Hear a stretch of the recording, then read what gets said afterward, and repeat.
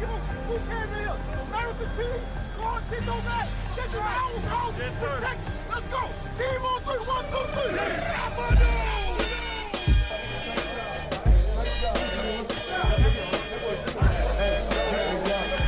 you got the whole week off. There's just some testing things that we have to. By the way, congratulations on the game.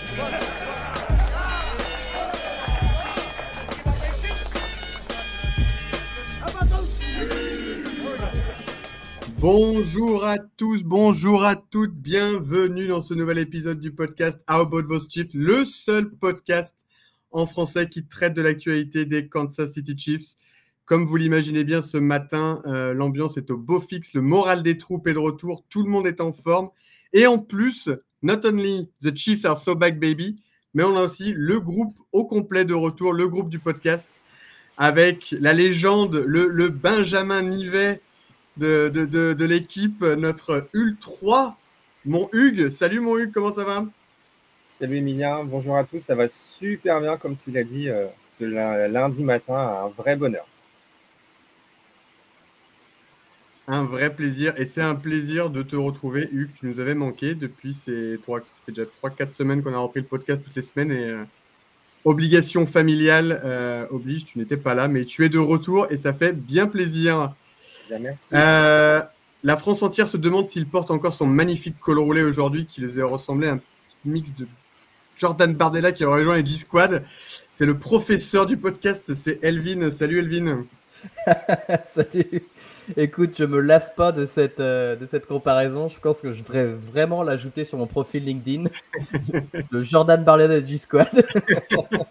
ça ferait son petit effet. Ça va Elvin? Ouais, c'est clair. Oh bah oui, ça va. Bien sûr que ça va. Moi, j'ai envie de crier au effort, de chambrer les 31 autres équipes en tout bien, tout honneur. Mais non, bah oui, pleine forme, forcément. We are so back, baby. Et enfin, il est là. Comme toutes les semaines, vous demandez qui est-ce qui va le découper. Mais non, il nous a dit qu'aujourd'hui, il était de très bonne humeur, donc pas de découpage. Peut-être un petit peu de cœur, mais on verra. C'est mon Yo. Salut mon Yo. Salut tout le monde, ça va, ça va. Non, quel plaisir de vous retrouver tous ensemble, les copains. Et c'est rare qu'on enregistre le lundi, mais là, on débrief vraiment à la fraîche, c'est le cas de le dire. On a passé la nuit et on débriefe directement le lendemain. Et on a encore les esprits très clair et du coup ça permet encore d'avoir plein d'images du match, donc c'est parfait. Débrief à chaud, moins de 24 heures, effectivement c'est assez rare. Un programme classique, hein, les copains, je ne vous ai même pas donné vraiment le programme, mais bon, ça va être on fait défense, attaque, un petit top flop à la fin et on parle du match des Jags de lundi prochain. Ok, parfait. C'est parti. C'est parti. Juste avant, l'action, c'est pas l'action du match, mais les gars, c'est l'action qui change un peu le cœur de notre équipe en ce moment. Donc voici l'action, messieurs.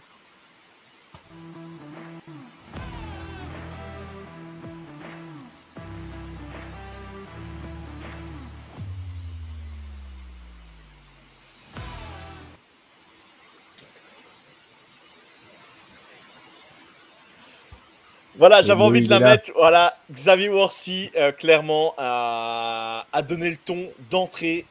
Première action, premier drive, première passe, boum, il a tout de suite donné le ton. Voilà, maintenant je te laisse, Emilien. J'avais envie de la mettre. Non, mais t'as raison. Mais du coup, on va switcher. On va commencer par l'attaque. Comme tu as parlé de Worthy, ça fait une très bonne transition pour commencer par l'attaque. Donc, retour sur le match d'hier. Donc, victoire des Chiefs, donc 37-20.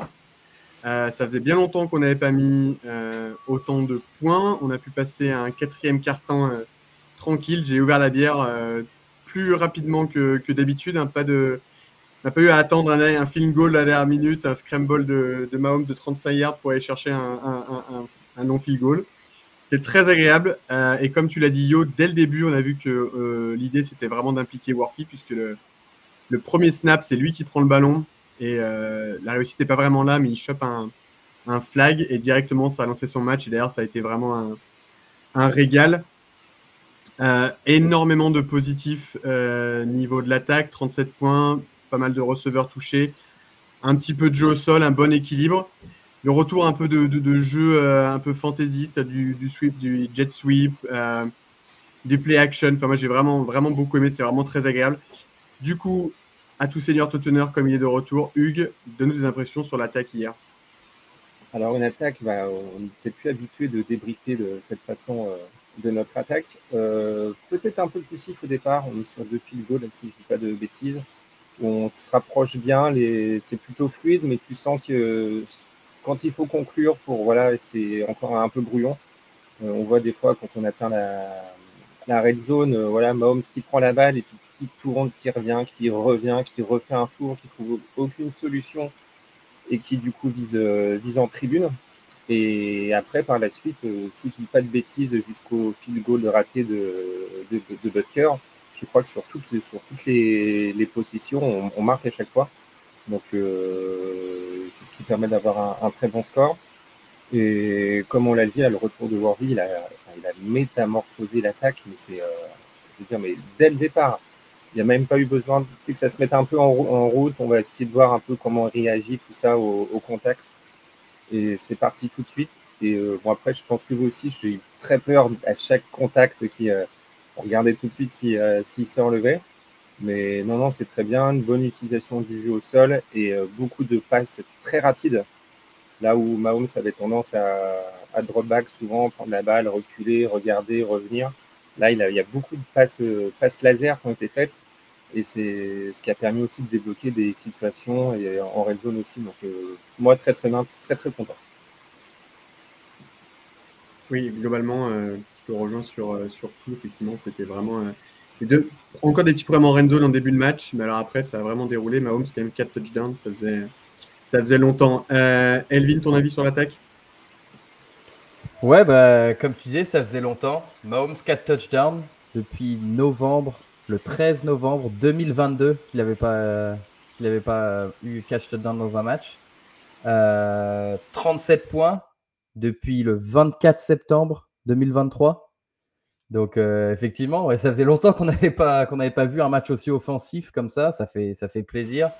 Les petits problèmes sur la red zone offense, je pense qu'on va en parler et à mon avis on va en reparler, je pense, toute la saison probablement, mais on va pas bouder notre plaisir quand même, parce que en fait, pour citer Hannibal de l'agence touriste, moi j'aime quand un plan se déroule sans accroc, parce que c'est exactement il s'est passé presque ce dont on avait parlé dans le podcast, dont on avait parlé la semaine dernière. On s'est dit, le retour de Worthy avec Thornton, ça va ouvrir le terrain, notamment le milieu du terrain.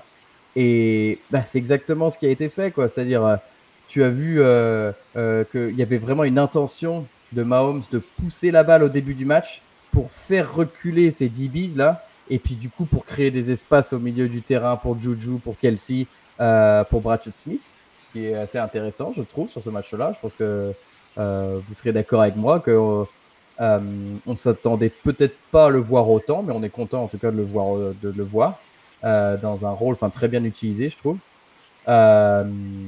C'est exactement ce qu'on avait vu venir, à la différence que moi je m'attendais pas à voir un Worthy de retour de blessure avec un labrum complètement déchiré à 121 yards au total, quoi. Moi je m'attendais à ce qu'il soit là en détail un peu pour attirer les défenseurs, mais je ne m'attendais pas à ce qu'il soit utilisé comme un receveur 1 assumé. Alors, ça va faire rager peut-être beaucoup de monde, mais je sais pas si j'ai entendu Andy Reid après en conférence qui a dit je trouve que Matt Nagy a très bien utilisé. Des fois, Matt Nagy, il fait des bons trucs aussi, et là, savoir utiliser Worthy, c'était aussi son idée, c'est-à-dire l'utiliser à la fois sur le champ profond, mais aussi bien lui demander de sortir avant contact. Tu vois, ça sert à rien qu'il aille gagner un demi-yard.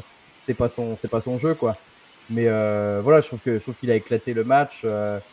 Moi, j'ai été très satisfait de voir Travis Kelce avec encore des run after catch à son âge. C'est quand même beau, quoi. Entre lui et Juju, putain, Juju, mais quel dog, quoi. Le mec est toujours là quand on a besoin de lui. Franchement, autant j'étais un peu critique de lui au début de saison en disant est-ce qu'on a bien fait de le ramener, mais oui, en fait.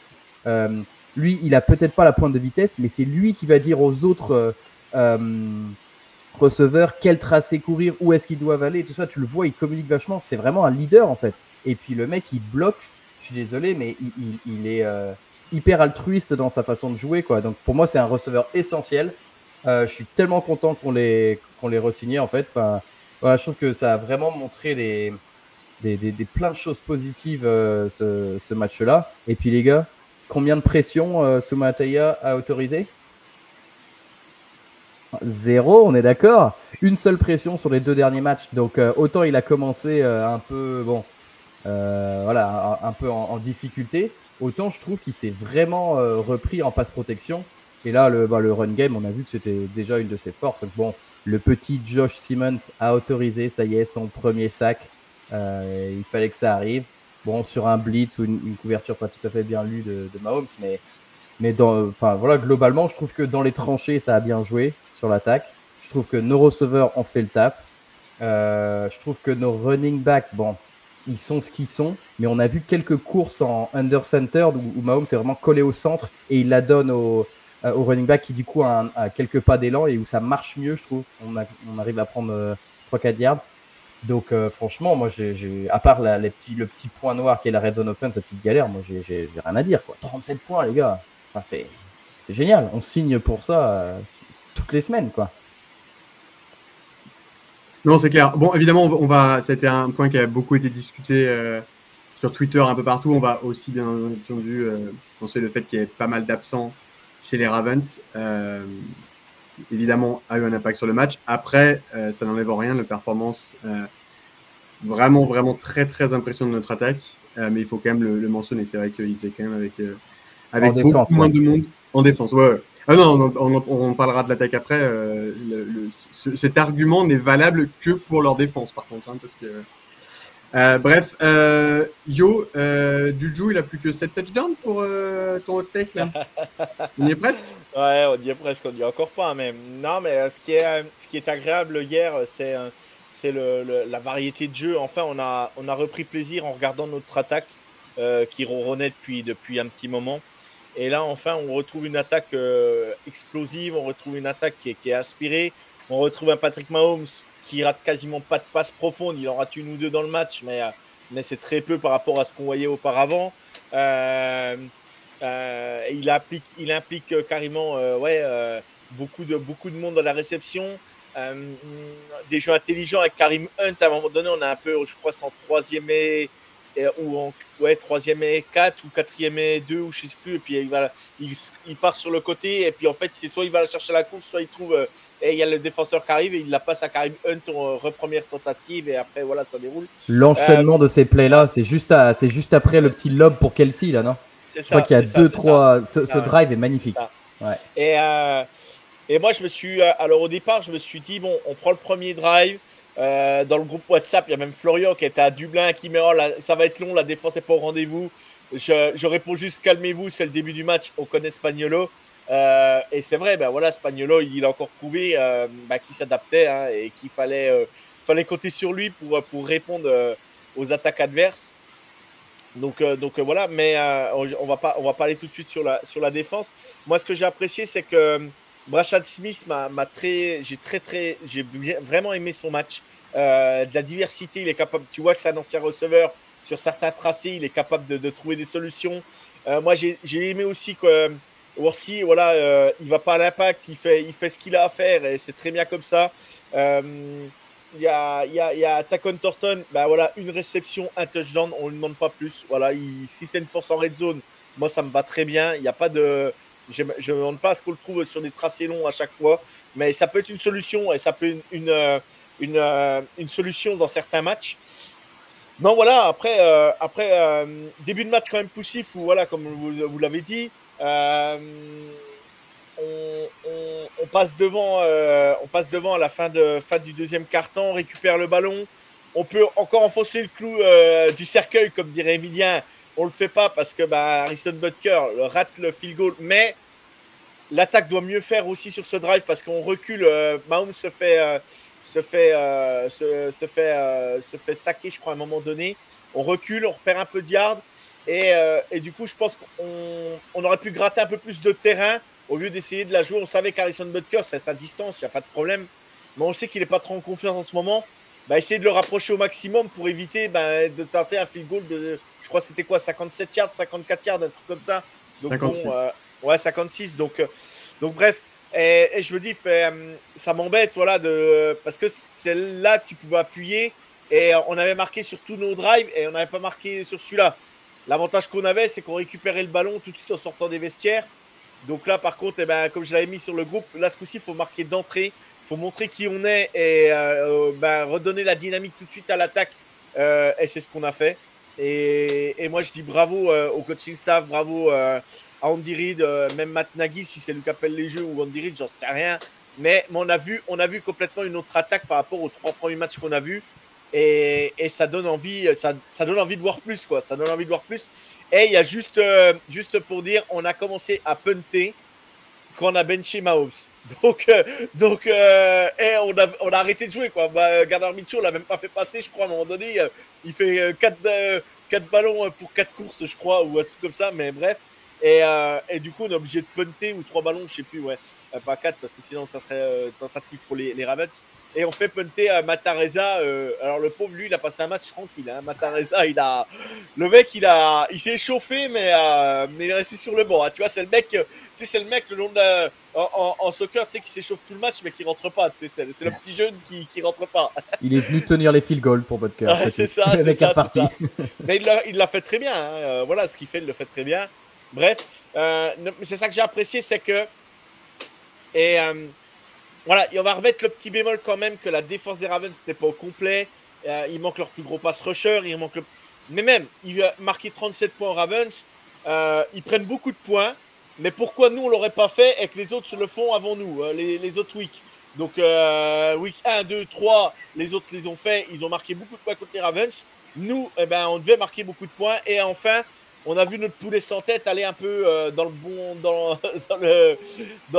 bon chemin, on va dire. Voilà, parce que sinon, ça allait être compliqué. Mais il a quand même fait un match correct. Bon, c'est 7 portées, 35 yards, c'est pas non plus le Pérou. Hein. Et puis, il marque un touchdown quand même, pour 2 portées, 13 yards. Mais voilà, notre poulet sans tête a été du bon côté. J'adore que t'as même pas besoin de préciser de qui tu parles. Poulet sans tête, c'est bon, on voit très bien l'image. Vaiana, pense à Vaiana. Ouais, c'est ça, ouais. Je vais pas faire plus long, désolé. Bon, c'est pas Checo hein, pour ceux qui écouteraient le podcast pour la première fois, le poulet sans tête. Tu dis que en week 1, 2, 3, les équipes avaient marqué beaucoup de points contre les Ravens. Les Browns n'ont mis que 10 points. Hein. Les 2 équipes qui ont mis beaucoup de points aux Ravens, c'est les Bills et les Lions, qui sont probablement les 2 meilleures attaques de la ligue. Donc ça reste quand même une grosse performance. Qu'on a fait hier, même si ils avaient aussi des blessés. Et comme dit Elvin, ça faisait un moment qu'on n'avait pas battu les 30 points. Là, on marque 37 points quand même. Et il faut pas oublier quand même, ils ont quand même des DB, même si c'est leur point faible en ce moment, tu as quand même Hamilton, tu as quand même des joueurs qui... L'effectif des Ravens n'était pas... Voilà, ils avaient leur titulaire au niveau de la D-line blessé, mais ils ont quand même des bons joueurs quand même à tous les postes. Hein, faut pas non plus dire... Non, puis ça reste une équipe, ça reste top 3 Exactement. AFC avec les Bills. Donc ça reste une très très grosse équipe. Je pense qu'hier, clairement, il y a eu un message un peu qui a été envoyé. Moi, j'ai une question pour Hugues.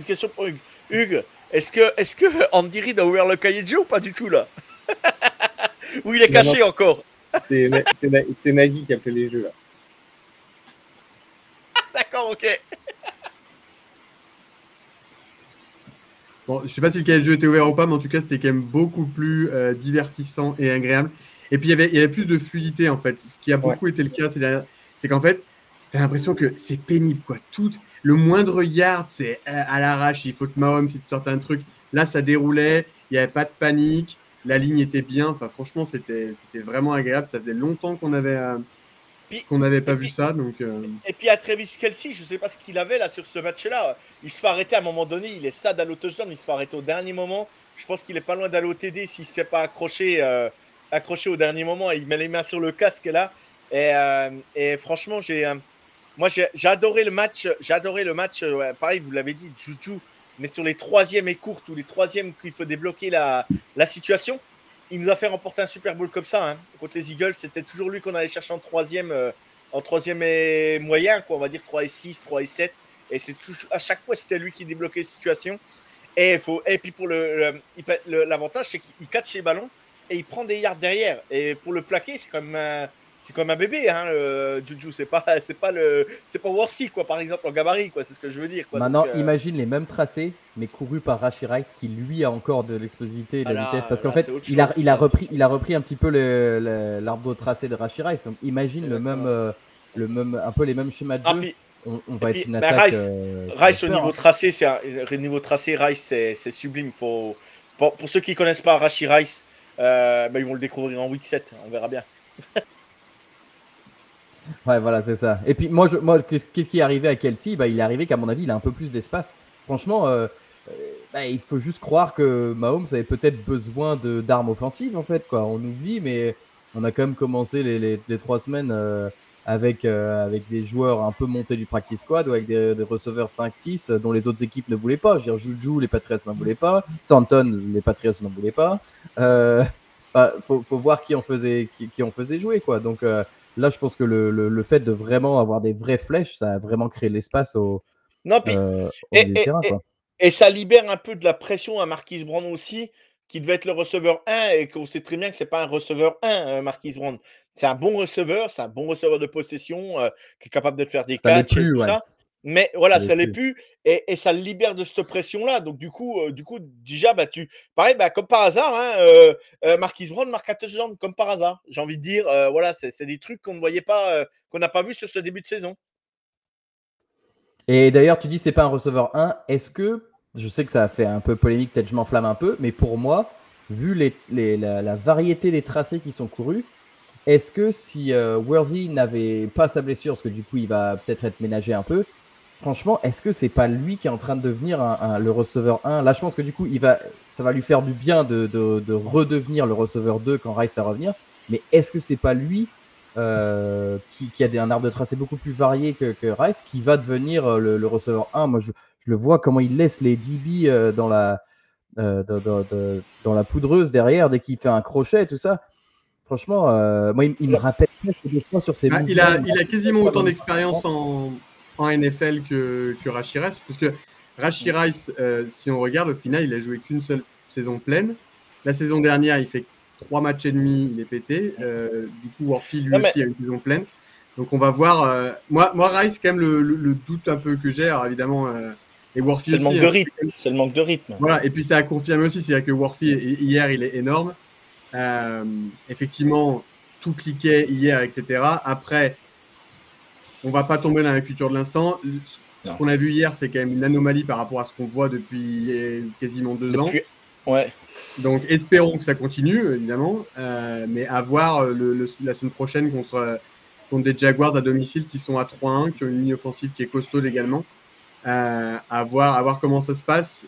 Et Rashid Rice, je dis tous les commentaires. Évidemment, moi aussi, je me dis, ouais, s'il revient, t'imagines Rice en plus dessus. Oui, ça Mais peut être une Rice, déception. Bien évidemment, ça peut être une déception. Hein. il a une saison dans les pattes. Il n'a pas joué un match de football depuis plus d'1 an.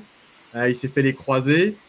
Bon, à voir. Après, s'il revient en forme, alors là, par contre, les copains, là, ça va envoyer du pâté quand même. Hein, parce que Rice, Worthy, Kelsey, Thornton, Juju et compagnie, là.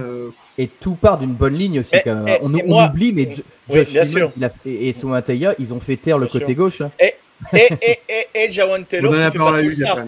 Et Jawan Taylor qui fait pas de full start. Et ça, moi, la météo, il y a une météo de dingue chez moi, brouillard, pluie, je sais pas quoi, de la grisaille. Je me dis, purée, c'est de la faute à Jawan, c'est obligé. Hugues, tu veux conclure sur l'attaque avant qu'on passe à la défense?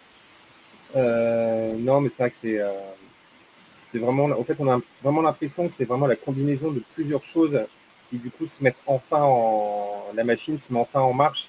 Et au fait, tous les petits grains de sable qui peuvent être à tel endroit, voilà, le receveur numéro 1, numéro 2, numéro 3, la ligne à gauche, les full start à droite. Voilà, et au fait, on a l'impression que là, tout s'est bien déroulé sur tous les plans.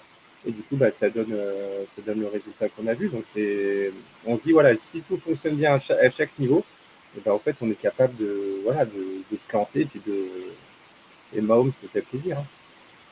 Vas-y, Yo, avant qu'on passe à la défense. Ouais, juste pour finir, moi, par contre, là, je serais déçu qu'on ne voit plus de schéma comme ça après par la suite. Quoi. Je me dis, ça y est, on a trouvé notre rythme.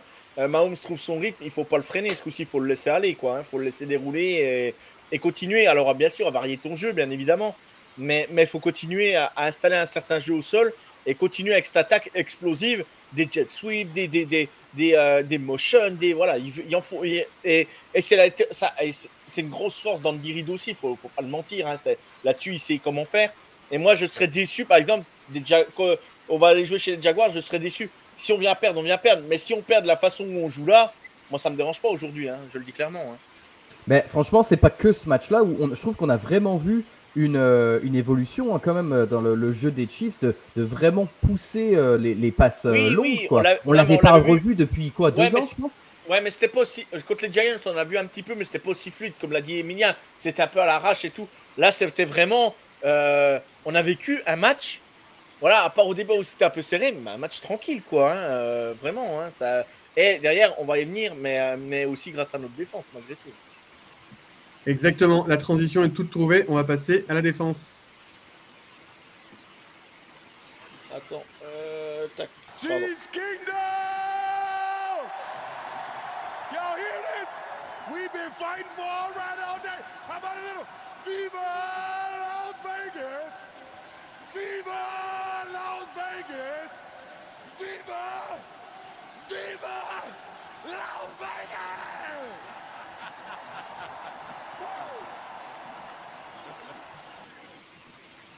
Du coup, alors l'attaque nous a régalé, ça faisait longtemps. La défense nous régale toutes les semaines depuis longtemps, mais je crois que hier c'était quand même une performance qui n'est peut-être pas stratosphérique, mais pas loin. Spags a vraiment le numéro de Lamar dans sa poche, c'est absolument incroyable. Donc pour rappel, donc les Ravens mettent 20 points, dont 7 qui sont du garbage time, un run de 80 yards, je crois quasiment, de Justice Hill, pour faire plaisir aux gens qui l'avaient en fantasy. Mais mis à part le premier drive où effectivement on souffre un peu et ils mettent un touchdown, derrière on les limite à 2 field goals. J'ai souvent critiqué le fait qu'on ne crée pas beaucoup de turnover. Là on a une interception absolument incroyable de Chenal. Magnifique. Léopold Chenal, hein, mon Hugues, le petit français, donc il est dans le Wisconsin, mais il ne le sait pas. Et un fumble recouvert par Tranquil. Mais alors vraiment une attaque. Bon, après, il y a des choix vraiment discutables de stratégie, de coaching du côté de Baltimore. Tu as Derrick Henry qui est un futur Hall of Famer running back. Tu le laisses sur le banc pour des 4-1. Bon, bref. Tant mieux pour nous. Après, de toute façon, il n'a pas non plus fait, quand il est sur le terrain, bon, il a quand même fait quelques bons runs, mais bon, on était plutôt solide globalement. Mais quelle performance! Et puis, on voit nos rookies qui montent en puissance. Je pense qu'il y en a au moins un de vous qui va parler de Noel Williams. Quelqu'un va parler probablement du magnifique match du revenge game de D. Hopkins à une cible, 0 yard, 0 catch. Non, mais vraiment, moi, j'ai été vraiment impressionné. Cette défense est absolument incroyable. Ça vient de partout. Stratégiquement, Spags est incroyable. C'était vraiment très, très, très, très beau. Je dis beaucoup trop vraiment, mais je suis un peu à court de mots. Du coup, je vais dans l'ordre inverse. Cette fois, on va commencer par toi, mon Yo. Qu'est-ce que tu veux me dire sur la défense? Je vais essayer de faire court hein, pour gagner du temps. J'ai trouvé notre défense incroyable. Premier drive, comme je l'ai dit, voilà, comme disait Hugues l'année dernière. Premier drive, hop, après Spagnuolo, il s'adapte, il regarde, il étudie et c'est fini, quoi. Après, on ferme les portes et c'est terminé. Et faut pas oublier que les Ravens marquent 37 points de moyenne sur leurs 3 premiers matchs. Faut pas l'oublier quand même. 37 points de moyenne sur les 3 premiers matchs. On les limite seulement à 20 points et on donne 7 points à la toute fin du match. Ils l'ont pas volé, hein, bien évidemment, hein, mais sinon on les limite à 20 points.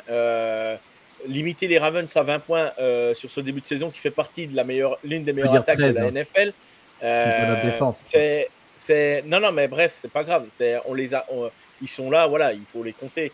Mais pour dire le match qu'on a fait, moi j'ai trouvé un Nick Bolton exceptionnel hier soir. Mais quand je dis exceptionnel, c'est une lecture de jeu. Quand je dis qu'on a à Kansas City, on a des joueurs avec des QI foot supérieurs à la moyenne. Et franchement, alors Nick Bolton, comme le répète Elvin, c'est pas le meilleur en couverture, tout ça. Mais sur le jeu en face de lui, il a une lecture et un QI foot pour dominer les jeux adverses ou se faufiler dans la défense, laisser lancer le drive et attendre et déclencher au moment où il veut. Et franchement, il a fait un match, parfait. mais moi Parfait. c'est un match incroyable. Franchement, c'est un match incroyable. J'ai adoré l'intercession de Léo Chenal, je l'ai encore revu. Elle est pas simple, il la catch à une main, il la redresse sur lui, machin. Incroyable. On a quasiment pas concédé de flag défensif bête comme on a pu concéder ces dernières semaines. Un Roland Wallace qui fait à un moment donné le plaquage qu'il faut pour arrêter, je crois c'est Henry ou je sais plus qui prend un peu de yard à un moment donné, il le plaque. Un Brian Cook encore explosif et vraiment incroyable. Non, franchement, je ne vais pas tous les faire, mais moi voilà, je ressors de la défense. Pour moi, le numéro 1, Nick Bolton. Nick Bolton a tout déclenché. Alors après, il y a quand même aussi, on va pas se mentir que Chris Jones, même avec les conditions et tout ça qu'il y a eu, il fait un gros match, il a mis une grosse pression. Karlaftis de l'autre côté, enfin Karlaftis, ça y est, se réveille et j'ai envie de dire, il est en train de monter en puissance. On l'avait dit la semaine dernière qu'on voulait le voir plus, ben là ça y est. Voilà, je fais court maintenant et je dis, voilà, une défense comme ça, qu'est-ce que tu veux dire? Tu t'es numéro, t'es dans le top 5 de la ligue avec une défense pareille, c'est obligatoire. C'est vrai qu'un peu comme on le disait sur l'attaque avant, quand Mahomes a arrosé un peu pas mal de cibles, la défense, ça vient un peu de partout, quoi. Évidemment, tu as Chris Jones, mais tu as un peu tout le monde. Un peu chaque semaine, tu en as un autre qui fait une interception, un autre qui fait un fumble, un sac, etc. Parce que c'est vraiment... On n'a pas beaucoup vu Nomarlot, par exemple, hier, qui avait été très bon depuis précédente. Mais tu as Gilles qui est quasiment... Il n'y a que notre Charles, lui, il va me devoir un resto à force. Hein. Ah, il a failli faire un joli sac. Dommage, il a les mains un peu avec du beurre, mais non, ça vient un peu de partout. C'est vraiment très, très agréable. Elvin, tu veux y aller sur la défense? Ouais, bah écoute, pour une fois, je pense que Yo et moi, on va être d'accord. je le dis. ça va vous surprendre, mais je pense que Nick Bolton a fait son meilleur match avec le maillot des Chiefs. Oui, on va parler du Super Bowl face aux Eagles, par exemple, ou sur la ligne de stats, voilà, c'est plus qu'un croix, tout ça. Mais comme tu disais, Yo, il fait un match, mais monstrueux, quoi, monstrueux. Alors, je suis le premier à dire quand il a des points faibles, mais quand il fait quelque chose de parfait, parce que pour moi, c'est un match parfait qu'il a fait. Il a joué exactement le rôle qu'il devait jouer et il l'a fait intelligemment. Je crois qu'il n'a pas raté une seule fois le timing de ses rushs, où il était en demi-spy ou en spy et il attendait de voir quel couloir notre pass rush allait choisir ou quel couloir Lamar allait choisir. Et je crois que je crois qu'il met un truc comme 10 pressions, dont 5 où il est non bloqué, enfin il est complètement free rusher, quoi. Donc ça veut dire timing parfait, quoi. Et en plus, il a joué son rôle de spy où ils alternaient, parfois c'était Chenal, parfois c'était lui. Franchement, c'était un coach sur le terrain. C'est-à-dire qu'il a vraiment appliqué la défense de Spags. Puis voilà, comme on a dit, la capacité d'adaptation de Spagnuolo, mais c'est incroyable parce que faut pas oublier que oui, sur le premier drive, ils mettent un touchdown, mais le premier drive, c'est les first 15, c'est les 15 plays que tout le monde les connaît, il les travaille depuis un moment et tout ça. Spagnuolo, tu le vois, il observe, il regarde là, et puis après c'était plus la même, quoi. Après, tu voyais qu'il a déroulé son plan de jeu. Je sais pas si vous avez remarqué, c'est 4 semaines, 4 plans de jeu différents. C'est-à-dire qu'on n'a pas forcément une façon de jouer en défense. C'est hyper cérébral comme défense, quoi. Je trouve ça impressionnant, moi. Donc, ouais, les DB, je trouve qu'on a joué physique. On a entendu, je crois que c'est X, après le match, qu'on a entendu dire... on sent qu'il aime bien un peu aller chercher la castagne, mais il a dû répéter ce qu'il avait entendu dire d'un autre joueur des Ravens, où il disait qu'ils allaient nous battre physiquement. Alors, il en faut pas plus, c'est des chiens qui ont la rage, ces joueurs-là, donc il en fallait pas plus. Et je les ai trouvés vachement physiques entre Brian Cook et lui, et enfin, en fait, tous les autres. Aucun n'a laissé sa part au voisin. J'ai trouvé que la physicalité était là aussi, en plus de l'intelligence. Et puis, alors, ok, il y a Ronnie Stanley, le tackle gauche titulaire, qui se blesse, qui a joué un petit peu blessé au début du match et puis qui se reblesse et qui revient pas. À part ça, ils avaient quand même leur ligne, je crois, à peu près de leur ligne offensive habituelle. Et j'ai trouvé qu'on avait mis pas mal la pression. Je crois que Lamar Jackson a subi la pression sur 48% de ses dropbacks. C'est le plus haut taux de pression qu'il a subi depuis la semaine 4 de 2023. Donc on se pose là quand même quoi, sur quelque chose qui était censé être notre point faible. Voilà, sur ses pressions, il a 4 complétions sur 9 tentatives, 62 yards, une interception. Bon, bah, ça veut dire que tu mets la pression, quoi. Je crois que Karlaftis est deuxième meilleur rusher en termes de pression cette semaine, derrière Hutchinson, un truc comme ça. Donc, tout fonctionnait en fait, quoi. Je veux dire, tout fonctionnait sur la défense. Et si t'encaisses que 13 points, plus 7 par les remplaçants, bah, face à une attaque qui a mis 40 points aux autres équipes, ou pas loin, c'est quand même qu'il y a quelque chose qui fonctionnait, quoi. Faut pas oublier que oui, ils étaient criblés de blessures, mais en attaque, pas tant que ça. Mark Andrews était là, Zay Flowers était là, Bateman, voilà. Donc, non, c'est pas une. Ouais, c'est ça. Ouais, oui, c'est vrai. Ouais. Donc, c'est pas une performance à. J'ai pas envie que le narratif qui reste, ça soit oui, mais parce qu'il y avait des blessés. Oui, pour les 37 points qu'on met, non pour les 13 points qu'on encaisse, quoi. Non, mais dans toutes les équipes, il y a des blessés. Donc, à un moment donné, les Chargers avaient des blessés, ils nous ont battus. Voilà, il y a, à un moment donné, oui, ils sont décimés, hein, bien évidemment. Mais les Vikings la semaine dernière étaient décimés et ils battent les Bengals, quoi, par exemple. Donc, il n'y a pas de. Là-dessus, tout le monde a des blessés, tout le monde a des pépins. Ça fait partie de la NFL. Donc, voilà. Et juste dire, je ne dis rien sur Jaden Hicks pour le moment, parce qu'il a été très bon. Mais on nous l'a changé, quoi. Butker loupe un field goal, tu lui mets même pas un taquet, X. Non, mais à un moment donné... on va perdre des abonnés, là. Il y a un petit sujet Butker, quand même, non? Harrison Butker, je vais vous dire clairement ce que j'ai dit. Il y a un sujet. J'ai dit... Je vais dire carrément, j'ai été grossier. J'ai dit qu'il a raté le field goal. Non, mais je le dirai pas devant la caméra. J'ai dit NTM Butker. Je suis désolé. Luc, parle-nous de la défense et après on fera un petit top et flop, mais vas-y, mon Luc. Bah, sur la défense, premier drive, alors c'est pas que j'étais inquiet parce que je savais que la magie de Stag allait opérer par la suite, mais tu vois qu'on se fait un peu manger à toutes les sauces, un peu de course, un peu de Mark Andrews derrière, un peu de passe longue, et là tu prends le touchdown sur leur premier drive, et là tu te dis faut pas trop laisser passer parce que ça peut vite être dur.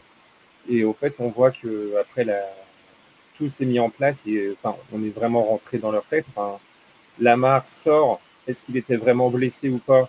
On ne sait pas, mais on a l'impression que le mec, il était perdu.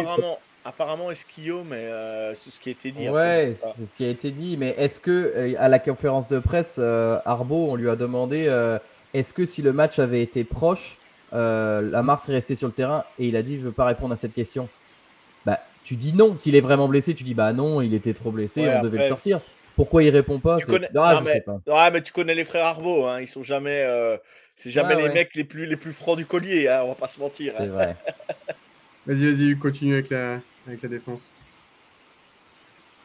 Et après, on va dire qu'on était 12 sur le terrain, enfin 11 sur le terrain et une 12e dans les gradins, parce que le Howard a fait son travail, mais du feu de Dieu. Au moment où il fallait, au moment où voilà, quand on fait l'interception, c'était le moment où il fallait reprendre le dessus défensivement parce que ça commençait un peu commençait un peu à souffrir et il pouvait un peu prendre le large au niveau du score. Et voilà, on a vu les delay of game qui ont été appelés deux fois de suite. Et après, il y avait le lancer intentionnel aussi par la suite. Et voilà, en face, ils étaient complètement perdus. Il y avait les courses plusieurs fois, les linebackers, ils avaient le couloir vide. Enfin, ils ont couru sur Lamar plusieurs fois tout seul. Et c'était vraiment top. Idem en couverture, le travail a été fait. Bon, il y a eu quelques passages où on a autorisé quelques lancers, mais en soi, c'était très contenu. Et puis, on voyait vraiment que l'attaque pouvait compter sur la défense. Parce que le nombre de quatrièmes tentatives, je ne l'ai pas dit quand on était sur l'attaque, mais le nombre de quatrièmes tentatives qu'on a joué, qu'on a réussi, c'était sûrement inconsciemment pour se dire la défense c'est dans un très bon jour. Du coup, on peut se permettre de jouer les quatrièmes. Donc, non, c'était vraiment top. Et là, j'ai l'impression qu'on trouve vraiment la défense autorisait vraiment très peu de points. Et enfin, faut que ça continue comme ça. Le match des Chargers, c'était un peu une anomalie sur la défense, où on avait peut-être un peu mal prévu leur façon de jouer. Et là, on voit que on retrouve vite nos habitudes. Et enfin, c'est top. Moi, le côté défensif, j'adore. Et enfin, c'est limite ces dernières années, c'est ce qui me plaisait le plus chez les Chiefs. Et là, il y a l'attaque qui revient et la défense qui est toujours au rendez-vous. Et puis avec Spag à la baguette, enfin, s'il arrive à faire jouer des joueurs ensemble avec vraiment son schéma à lui, les joueurs qui récupèrent, qui draftent ou qui fait venir, c'est vraiment des joueurs qui sont faits pour jouer sous sa coupe. Puis quand on voit que ça réussit comme ça, c'est un vrai égal. Hugues, du coup, comme tu as la parole, est-ce que tu veux nous donner ton top et ton flop offensif, défensif? C'est comme tu veux. Bah, le top, j'ai envie de dire Steve Spagnuolo et la défense, d'un point de vue général. Comme je disais souvent, tu prends le premier touchdown et puis après tu t'adaptes, tu t'ajustes, et c'est ce qui s'est passé. Non, vraiment, la défense, je dirais pas que c'est eux qui nous font gagner le match, mais voilà, on a réussi à éteindre une des meilleures attaques au sol de la ligue. Je pense que c'est pas galvaudé de dire ça. Et une fois de plus, on arrive à stopper le jeu à la course des équipes qui ont vraiment des sacrés clients. Donc pour moi, c'est mon top. Et ton flop? Le flop, ça m'embête de le dire, mais Harrison, quoi. Juste pour faire taire Yo, quoi. Du coup, Yo, top flop? Le top, Mahomes. Voilà. Moi, je l'ai encore pas mis cette saison, mais voilà, il est top de Mahomes. Et flop, flop. Ouais, Harrison Butker, j'ai pas le choix. Hein. Je vais pas l'épargner. Je l'accroche depuis des semaines. Harrison Butker. Elvin? Moi, mon top, c'est Jawan Taylor. Parce que quand il fait pas de pénalité, bah, il est quand même très très bon en pass pro. Et vraiment, là, c'est pas seulement qu'il a pas eu de flag, c'est qu'il les a pas fait, ces false starts. Enfin, j'avais vraiment un œil sur lui. Il a très bien joué, il était toujours très bien aligné, toujours dans le bon tempo. Et voilà, là, bon, effectivement, il n'y avait pas un pass rush incroyable en face, mais ça fait plaisir de voir qu'il y a quand même, il a vraiment des qualités, quoi. Mon flop, Wanya Morris. Parce que Ezapole n'aurait jamais eu ce flag-là. Voilà. Ezapole, si tu nous entends. Ouais. Il est où là? Il est chez les Jets, non? C'est ça? Ouais, il est en train de cirer le banc chez les Jets, je crois, ouais. Je regardais, on a pris 5 pénalités pour 40 yards, dont 2 de l'attaque déjà. Pour problème d'alignement. Ouais, non mais gros match de ce côté-là. Rapidement, moi, mon top et mon flop. Mon top, c'est l'audace. J'avais critiqué la semaine dernière le fait que sur une 4e et 1, je crois, on n'y aille pas et tout. Là, cette fois-ci, les 4 et short, on les a joués, on les a tous convertis, et ça fait très très mal. Même si notre attaque, même si notre défense était en forme en face, tu payes Mahomes 50 millions, c'est pas pour qu'il fasse que des screens et pour punter sur 4 et 1, donc ça m'a beaucoup plu. À l'inverse, ce que j'ai vraiment pas aimé, c'est le dernier draft de la première mi-temps. J'ai pas compris pourquoi. Je trouvais le management de l'horloge catastrophique. On menait 27, on a le ballon, on sait qu'on va encore avoir le ballon après, et on a tout fait pour donner du temps aux Ravens d'avoir encore le ballon. On a pris des time-out immédiatement, genre c'était la panique et tout, alors que tu mènes 27. Je sais, mais pourquoi est-ce qu'on prend les time-out? Laisse les Ravens prendre le time-out s'ils veulent, sinon laisse le chrono s'écouler. Tu mènes 20-7, t'as absolument aucune raison de rusher, t'as encore le ballon pour revenir. Au final, qu'est-ce qu'on fait? Il reste 40 secondes à l'horloge. Les Ravens ont pris 0 time-out. Si Butker loupe le field goal, derrière, ils sont en superposition. Ils ont 40 secondes, 3 time-out. Pas louper ce bon vieux Harrison. Dès le départ, tu vois que ça part à droite. Et derrière, on leur laisse le ballon et ils vont marquer 3 points. Du coup, au lieu de faire 23-7 ou 20-7 à la mi-temps, tu fais 20-10. Ce qui est beaucoup plus proche que ce que le match était vraiment sur le terrain. Et j'ai vraiment trouvé ça, le management de l'horloge, bon, c'est sans conséquence au final, mais c'est quand même des trucs.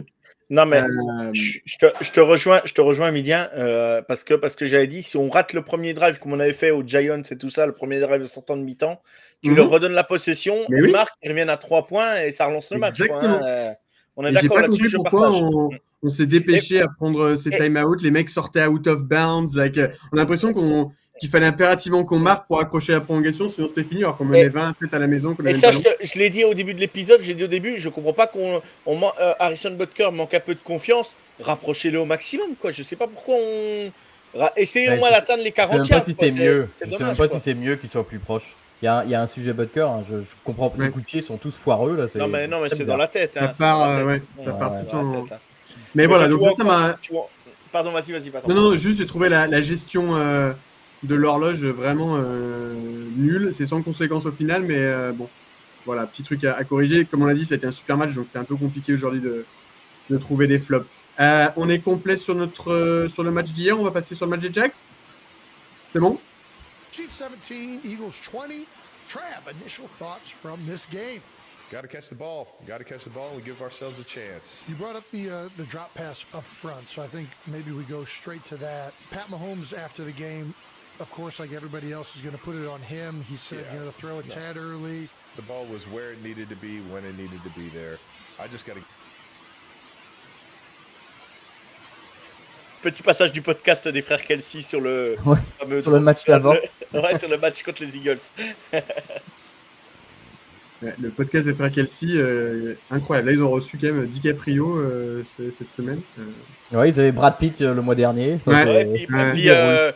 Et puis aussi le journaliste, là, le mec qui fait de la télévision. Je confonds toujours. Gacto Non. Michel Drucker. Non, non, puis moi je dis non sérieusement, je suis con. Non, pas Jimmy Kimmel, l'autre. Jimmy Fallon.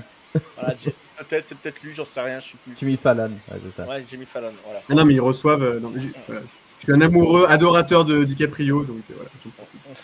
Bref. Elle lui a pas laissé la planche, Kate. Elle lui a pas laissé la place sur la planche. T'es trop vieux, Emilien. T'es trop vieux.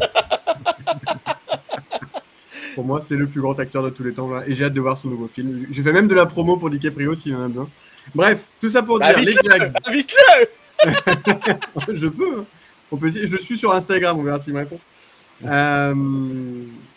Bref, les Jags, lundi prochain à Jacksonville, donc déplacement en Floride, contre une équipe des Jaguars. Bon, que j'aime bien, j'ai un pote qui est fan des Jaguars. C'est l'équipe que j'ai vu le plus jouer en NFL contre les Chiefs. Je crois que j'ai joué 5 ou 6 fois. Et en principe, je vais toujours au match là-bas, mais cette année, ça tombe un lundi, donc c'est pas top. Bref, une équipe assez difficile à lire parce qu'ils ont un joli bilan. Ils sont à 3-1, mais ils ont battu les Panthers, qui sont absolument horribles, qui ont pris 45 pions quand même chez les Pats cette semaine. Ils ont battu les Niners ce week-end, les Niners qui ont encore, je sais même pas si c'est un camion de blessés, là je crois que c'est assez incroyable le nombre de blessés qu'ils ont encore cette fois. Ils ont perdu contre les Bengals, le match où Burrow s'est blessé, et donc ils ont perdu contre Jack Browning à la fin qui leur met le dernier drive de la victoire. Et ils ont gagné contre les Texans qui ont enfin gagné leur premier match cette semaine, qui sont aussi à 1-3. Donc que des équipes avec des records très moyens et qui vraiment sont en galère cette saison. Malgré tout, 3-1. Offensivement, bon, ça reste compliqué. Lawrence, c'est toujours pas vraiment ça, mais défensivement, c'est costaud. Il y a Josh Allen, le vrai, au pass rush. Il y a pas mal, ils ont fait encore 2 interceptions, je crois, ce week-end. Assez difficile à lire. Qu'est-ce que vous en pensez de ce match en avance? Qu'est-ce que ça vous inspire? Les copains, on va commencer par toi, Moyo. Alors ça sera pas un match facile, hein. Les Jaguars, à chaque fois on les joue, ils sont pas spécialement élites, mais ils nous embêtent un peu à chaque fois. La dernière fois, moi j'aime pas jouer les Jaguars parce que j'ai l'impression que j'ai toujours peur pour Mahomes qui se blesse avec un leur tackle qui fasse n'importe quoi, donc leur défensif tackle des fois, tu sais pas pourquoi, mais bref c'est comme ça. Les Jaguars, voilà, ils ont une attaque intéressante, mais voilà, Trevor Lawrence ne progresse pas. Je suis assez bien placé pour le dire. Je l'ai assez suivi dans sa carrière pour dire que c'est compliqué parfois. Mais c'est le moment d'enfoncer le clou et de retrouver un bilan, d'être à 3-2. C'est là-bas, ce ne sera pas une chose facile, mais il faut pas les prendre à la légère. Mais si on joue au niveau qu'on a joué hier soir, je me dis, parce que je les ai regardés, hein, les Jaguars jouaient, ils étaient en red zone en même temps que nous. Ils jouaient contre, si je me trompe pas, c'est contre qui ils jouaient hier soir, les Jaguars. Les Niners. Les 49ers.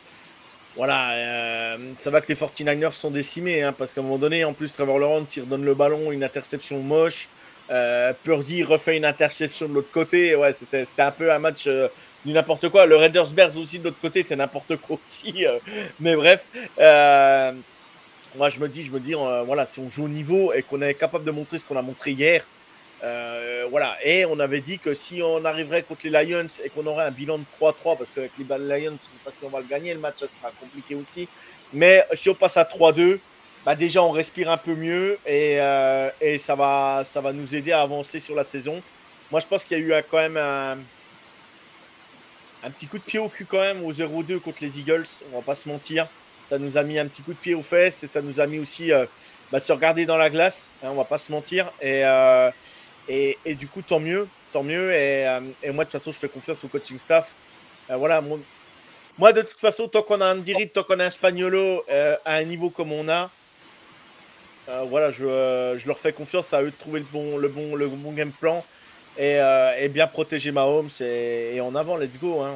Ça sera pas un match facile, mais je pense que c'est à la portée de Kansas City par rapport à ce qu'on a montré hier soir. Oui, clairement, c'est un match qu'on doit gagner. Après, c'est en déplacement, mais bon, c'est pas, sans faire offense aux fans des Jaguars, c'est pas la fanbase la plus virulente. Et bon, malheureusement, c'est un lundi, ce qui rend un peu le déplacement plus compliqué, mais ça risque quand même de ressembler un petit peu à un petit Arrowhead, au moins sur une partie derrière le banc des Chiefs. Donc voilà, clairement, c'est un match qu'on se doit de gagner. Je sais pas, ils sont pas souvent en prime time les Jaguars, donc c'est compliqué en fait d'avoir beaucoup de choses à dire parce que je les ai jamais vus jouer cette saison. Par exemple, la saison prochaine, quand on a les Lions, ce sera beaucoup plus facile. Elvin, qu'est-ce que tu veux nous dire sur le match à venir? Moi, je pense que ça va pas mal courir quand même parce que leur attaque à la passe, elle est pas flamboyante hein, cette année. Je crois que leur meilleur receveur, c'est leur tight end, je pense. Hein. Alors que tu as Brian Thomas, que tu as Travis Hunter, c'est Brenton Strange, leur tight end, leur meilleur receveur. Donc, alors bon, est-ce que c'est une bonne nouvelle pour nous? Vous savez déjà que les tight ends, c'est un peu notre talon d'Achille. La course aussi. Donc du coup, on dirait que ça l'est devenu un petit peu à confirmer. Donc ouais, Travis Etienne qui se refait une jeunesse un peu là, après des années un petit peu en dedans. Année de contrat, il me semble, hein, cette année, parce qu'il puis sa dernière année puis on lui a viré les autres running backs qu'il avait dans ses pattes, Tank Bixby, voilà. tout ça. Voilà, et du coup, là, il est vraiment tout seul. Et là, il a vraiment retrouvé, Eagles, ouais. il a vraiment retrouvé du rythme, Travis Etienne, par contre. Hein. Ouais, après, ils ont quand même drafté Buxton Tuten, je crois, assez haut. C'est pas 4e ou 5e qu'il le draft, 5e peut-être. Mais en tout cas, il est vraiment voilà, c'est vraiment le running back 1. Il a retrouvé du rythme, il a retrouvé des jambes. Après, ouais, comme vous dites, moi, tant que j'ai Spags, c'est mon doudou, quoi. J'ai pas peur, moi, si j'ai Spags avec moi, je peux partir tu pars à la guerre avec Spags. Donc, je suis plutôt pas confiant, mais j'y vais pas la peur au ventre, quoi. Leur défense, quelle attaque des Chiefs on va avoir? Est-ce que c'était vraiment est-ce que c'était juste le coup de dimanche soir ou est-ce qu'on a vraiment lancé notre saison et est-ce qu'on est vraiment back? Comme dit Emilien, si on est back et qu'on a mis 35 points alors oui, à des Ravens blessés, mais il n'y a pas de raison pour qu'on n'arrive pas à scorer non plus, quoi. Donc, non, franchement, on ne peut pas s'autoriser une défaite contre les Jaguars sans leur faire offense. Ils ont un meilleur record que nous, on est d'accord. Mais on peut pas. En fait, on sait déjà. Ça y est, on a déjà commencé à 0-2. C'est pas comme quand tu arrives là, que tu sais que tu vas faire une saison presque parfaite et que tu lâches un match comme on a l'habitude de faire contre une équipe qui n'est a priori pas favorite. Là, ça va être tous les matchs. On va les jouer serrés, quoi. Donc non, moi je pense franchement que ça devrait passer. Et si ça passe pas, c'est un accident. Et ça veut dire qu'on aura de nouvelles questions à se poser et des nouveaux débats à avoir. Il n'y a plus trop de place pour les accidents là en ce moment là, avec la chance qu'on a, c'est on n'a pas parlé, mais c'est que dans notre division ça avance mollement. 1. Les Raiders ont perdu hier, les Chargers ont perdu chez les Giants, chez qui on a gagné, ce qui rend notre victoire de la semaine dernière. Ouais. Pas si On est à un match et demi du coup, 2 quoi. Enfin, ils ont quand même le head-to-head de l'avantage. Oui, mais après on les rejoue, donc bon. Et à voir ce que font les Broncos ce soir contre les Bengals. Par contre, j'en ai regardé, les Jaguars ont quand même provoqué 3 turnovers minimum par match cette saison. C'est impressionnant. Vas-y, Luc, pardon. Ouais, non, c'est exactement ce que je voulais dire. Peut-être se méfier d'une équipe qui est capable de provoquer des turnovers.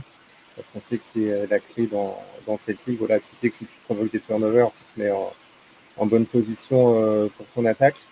Bon, après, je rejoins ce qu'a dit Elvin. Je veux dire, autre chose qu'une victoire serait un accident. Enfin, je ne vois pas perdre là-bas. Surtout que l'attaque, voilà, on a fait un très bon match et je pense que l'attaque et les joueurs voudront montrer que c'était pas uniquement à cause ou grâce des blessés des Ravens. C'est vraiment, voilà, ils vont vouloir continuer à montrer ça. Ils vont vouloir continuer à prendre du plaisir en attaque.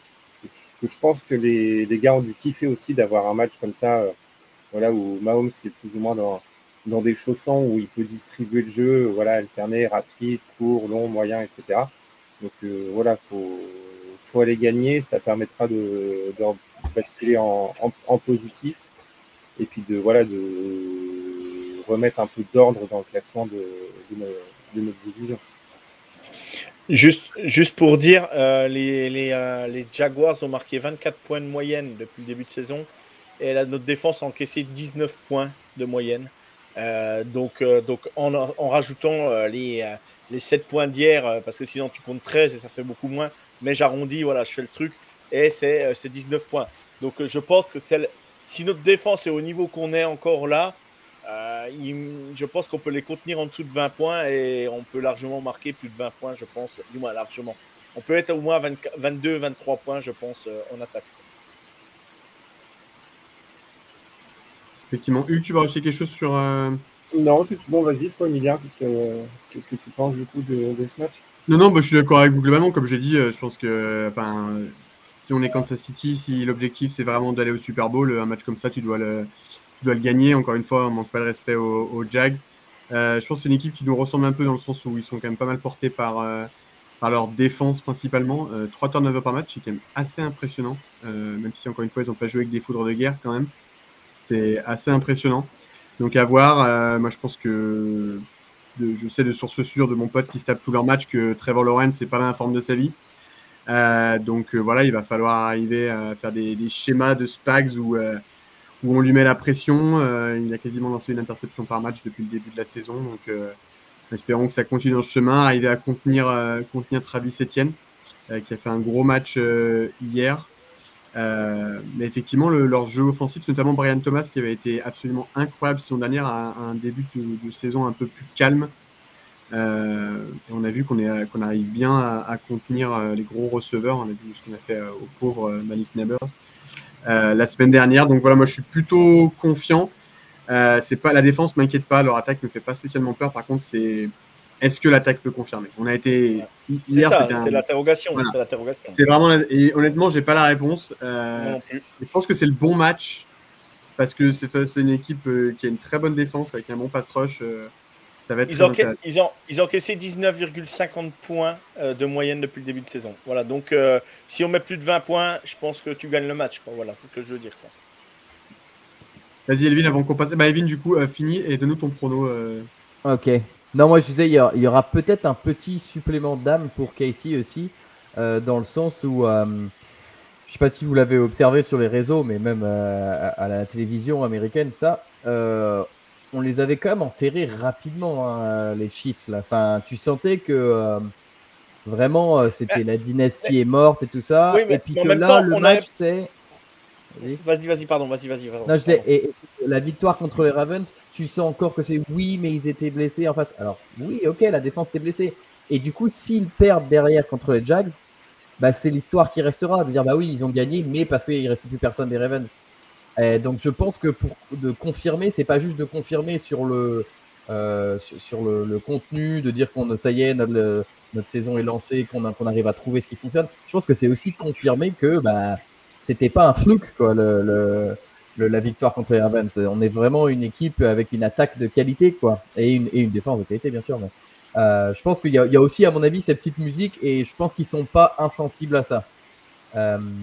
Yo, tu voulais dire quelque chose avant les pronos? Oui, non, mais c'était juste dire, de toute façon, ça c'est le. Et c'était logique, on ne développait pas un beau jeu. Donc après, on pouvait douter de Kansas City. Mais après, voilà, à voir, on est en point d'interrogation, savoir si l'attaque va répéter les choses, point barre, on verra bien. On n'y est encore pas. On verra dimanche. Dans la nuit c'est lundi même qu'on joue, je crois. Hein, c'est ça? Ouais. Lundi, donc Lundi, on verra.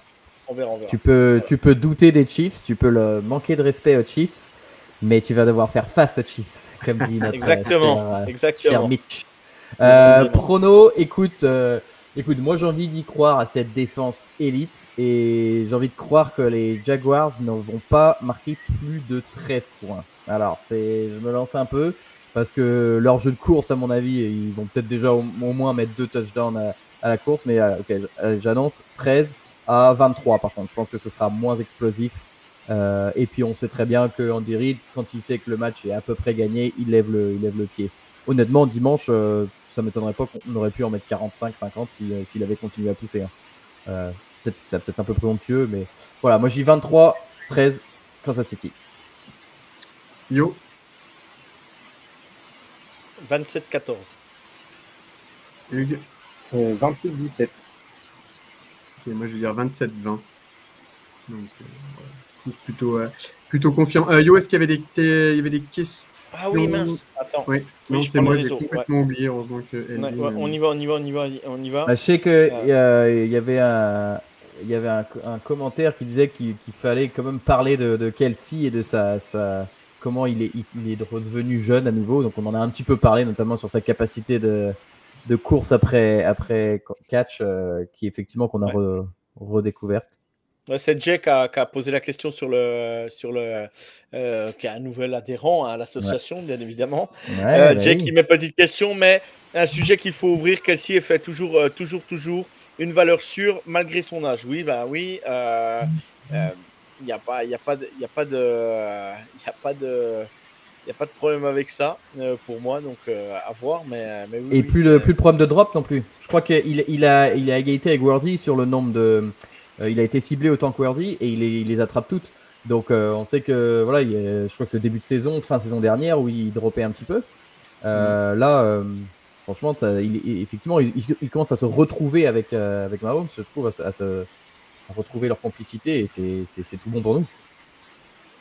Et il y avait Maxime qui disait, donc Maxime qui est sur le foot US de A à Z avec nous, et qui a un podcast aussi des Broncos qui est très sympa aussi. Voilà, qui est fan des Broncos et qui a le podcast, qu'ils ont lancé leur podcast des Broncos il n'y a pas si longtemps. Et il demandait, est-ce qu'on croit toujours au titre en AFC? Hugues, tu veux la prendre celle-là? Question idiote, réponse idiote.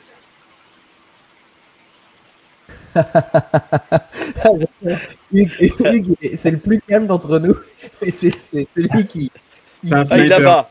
C'est un sniper. Non, mais après, effectivement, là maintenant, on est retourné à 1,5 match derrière les Chargers, mais c'est vrai que je charriais un peu Maxime des Broncos parce que en off-season, c'était toujours tout le monde annonçait Broncos champion.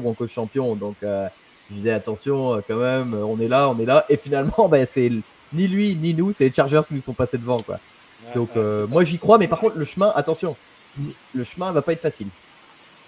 Non.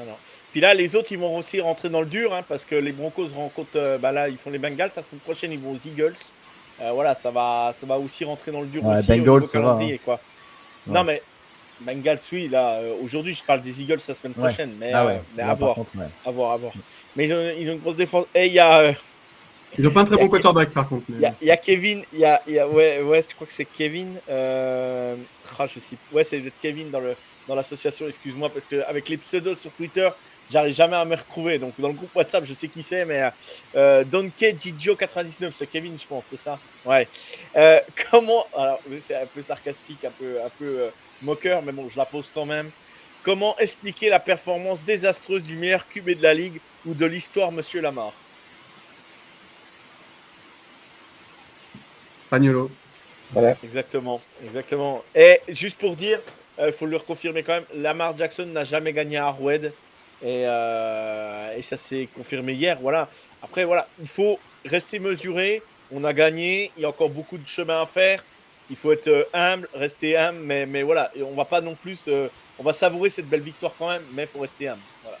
Ouais, moi j'ai toujours dit que les Ravens c'était une équipe qui nous réussissait plutôt bien. Je crois qu'il a 1-6, c'est ça, contre Mahomes? Ouais, c'est ça, ouais, il a gagné une Bon, fois bah, chez eux. Un fumble Bâtiment, de ouais. Clyde Edwards, Bâtiment. ouais. Voilà, je me rappelle très bien de ça. Ouais. Même Ouais. si, voilà, ça rime un peu à rien de dire contre Mahomes. Les quarterbacks ne jouent pas l'un contre l'autre, mais bon. Ouais, les Ravens, c'est une équipe qui nous réussit plutôt bien. Il y Les aura Jaguars quand même aussi un sont une sujet- équipe qui nous réussit bien. C'est vrai. Mais il y aura quand même un sujet Lamar, moi je pense. Hein. Ce qui s'est passé dimanche, moi je veux pas faire mon complotiste, mais je sais pas s'il était aussi blessé que ça. À mon avis, quand tu es le meilleur QB, enfin en tout cas quand tu fais partie des débats MVP, de lâcher son équipe comme ça. Je sais, enfin j'imagine pas des mecs comme Josh Allen, des mecs comme Mahomes. En plus, il part en courant comme ça sur le bord du terrain. Je sais pas. À mon avis, ce sera à surveiller, franchement. Ce manque de combativité, un peu blessure d'ego, Ouais. je sais pas. Avec Harbaugh peut-être et mauvaise tout langue. ça. Après, Lamar, on peut lui reprocher beaucoup de choses, mais il a jamais. Là-dessus, avec l'équipe, il a jamais été irréprochable. Donc après, peut-être qu'il avait une gêne quand même. Et ils ont dit tu restes sur le banc. Hein. Non, mais c'est un super joueur, là. Il n'y a pas de Bien sûr. C'est un peu bizarre de voir un QB benché. Ben, ouais. Moi, j'ai trouvé ça C'est très les tôt dans le autres match. équipes. J'ai trouvé ça tôt. Voilà, c'est pas, ne regarde pas. Moi, j'ai Mais vu ceux-là les fans ne des Ravens regardent pas. les fans des Ravens qui étaient vraiment en colère contre leur équipe aujourd'hui. Je peux comprendre. Après, voilà, là-dessus, je vais pas parler des Ravens. On compatit. Parce que je suis mal Ouais. placé pour dire quoi que ce soit. Donc, Non, puis c'est pas ceux qui m'embêtent le plus. là. Non, Voilà. clairement. Ok, Bref, très bien. les copains, on a été assez complet, je pense. 1h06 et 30 secondes de podcast. Tu veux faire un coup de pub pour l'assaut, Yo, avant qu'on y aille Un coup promo, un coup de promotion pour la sauce. On est 19, bientôt 20, donc demain c'est toi le prochain. Tu seras le 20e de l'association. Donc n'hésite pas à nous rejoindre. N'hésite pas. Donc on en a un chaque semaine en ce moment, voire deux. Donc quel plaisir, quel bonheur. Je pensais jamais arriver déjà à un nombre aussi haut pour l'association. Juste, on va essayer de communiquer un peu plus parce que pour les gens qui n'ont pas spécialement les réseaux sociaux, vous pouvez nous contacter sur kiffranceassociation@gmail.com. Donc, je le remettrai dans la description du podcast. N'hésitez pas. Et sinon, vous retrouvez tout sur X, Instagram. Vous avez un petit document à remplir, à télécharger. Vous le remplissez. C'est juste votre nom, adresse, payez l'adhésion 10 € bien évidemment. Parce que c'est ça qui va nous faire vivre. Et vous aurez un beau drapeau qui arrivera. Hugues a repassé une nouvelle commande. Donc les drapeaux pour les derniers arrivés qui sont arrivés depuis un petit moment aussi. Vous allez avoir vos drapeaux dans très peu de temps. Voilà, donc on vous promet, on ne vous oublie pas. Merci à tous. Merci de faire grandir l'association Kiff France. Et j'ai envie de dire, Kansas City, messieurs, est une grande raison d'être heureux. Voilà, je vais conclure là-dessus. We're so back, baby. Allez, bonne journée, les copains. À toutes. Allez. Ciao Bye. tout le monde. Ciao. Salut. Salut. How about those Chiefs?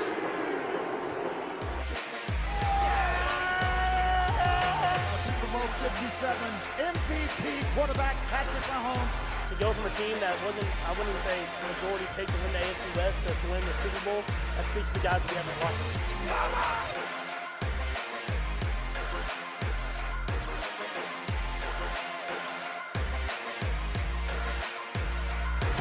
How about those Chiefs?